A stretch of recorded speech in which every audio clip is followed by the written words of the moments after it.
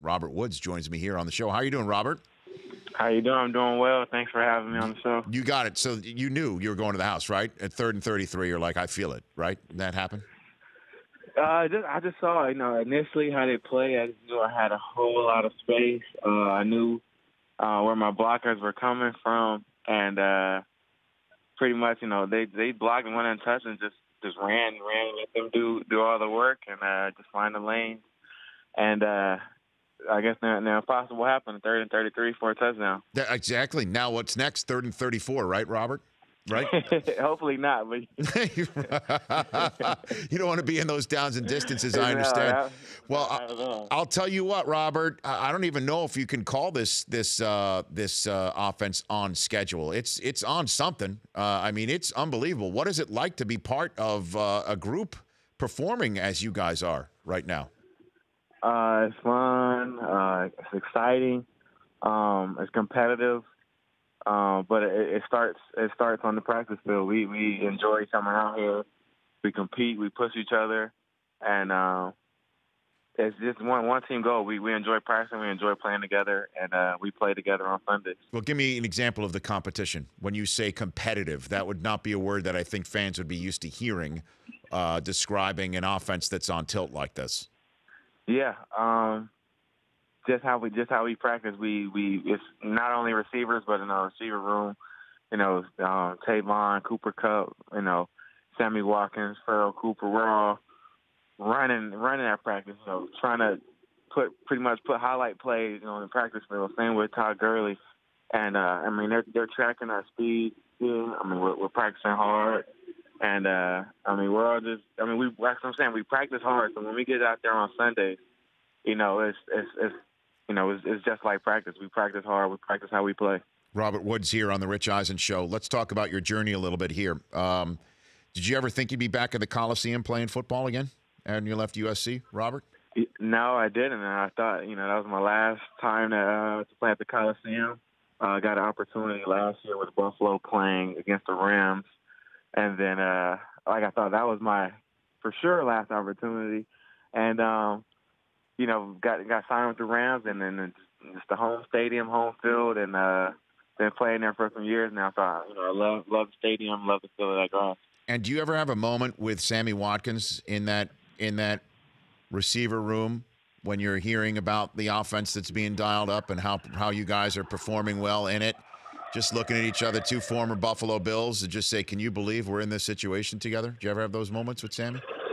Yeah, probably every week. Every day we just, it's just a different situation. We're out here having fun, winning games. The offense is rolling, the air game is rolling, the ground game is rolling. We just look at it and we enjoy it. We come out here and work. We believe in the system, and it's not just me and Sammy as well. It's players who were here before. We're all impressed with McVay. We know there's a lot more in store. But, we believe what he says, and we're working for it. We're working towards it each and every day. And like he preaches, we all have that we, not me mindset. So what impresses you about McVay, Robert? His plays, his play calling, his creativity. It's football. You see the same play. You usually see the same plays. And then you got McVay coming here creating plays. Seems like it's creating routes, finding windows, and that kind of offense, is fun to play in because you're not just running the standard offense. We're running different type of routes, things that guys haven't seen before, and allows us to be creative in our routes and when we play. And defenses they never know what's coming. They never know what kind of routes they're running because there's so many routes and so many other complements that McVay added in. And now you've seen firsthand Todd Gurley up close, what he's done in the last 8 weeks. How valuable is he? Where would you put him on the valuable rating of guys that you've played with, the guys that you've seen on other teams that are considered valuable? Where do you put Todd Gurley for you, Robert Woods? At the top, very, very well at the top, well-deserved. He comes out here, and you first look at him, he's a beast, huge legs and size. You see the strength. And then when you see him run, he could fly. This past week he had the top speed of on our team, with his run, but with his size, he's such a powerful runner. You see what he does in our pass game. You see what he does in our run game.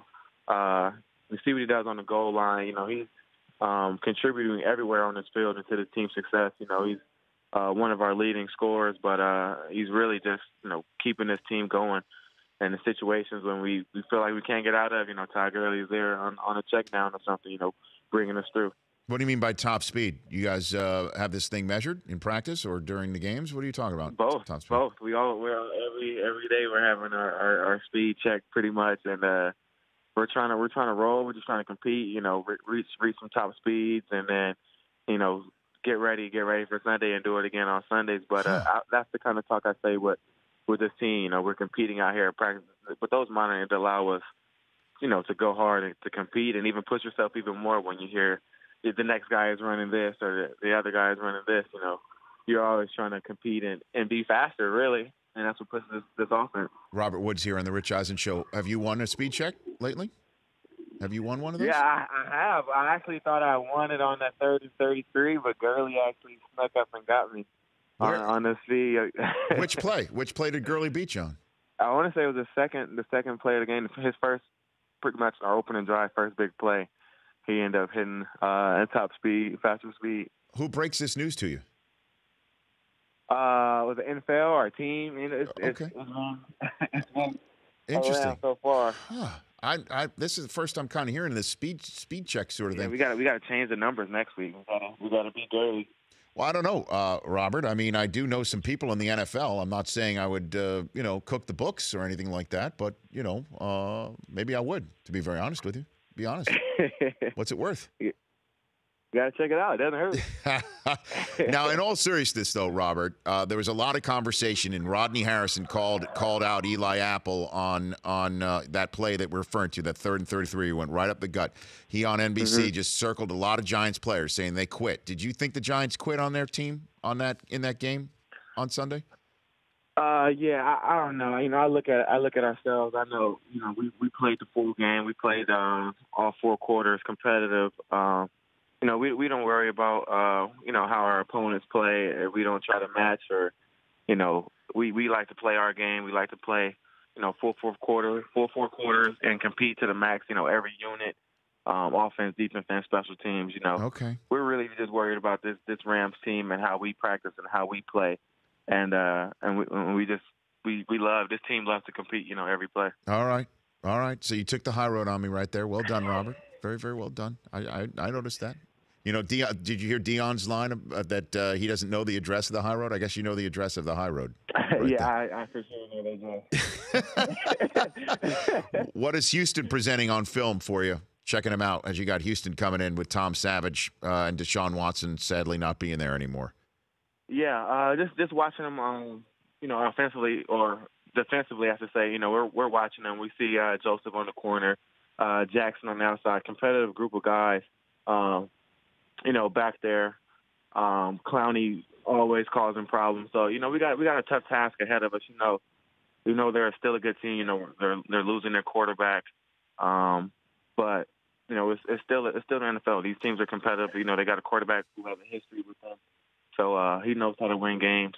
But, we got to take care of business at home and get this win. Okay. And I'm sure you're going to be an interested observer in this Thursday night football game here in Arizona between the Cardinals and the Seahawks. What do you say to those who say they don't believe in you and the Rams and the ability to win a division, a playoff game, or even something bigger until you beat Seattle? What do you say about that, Robert?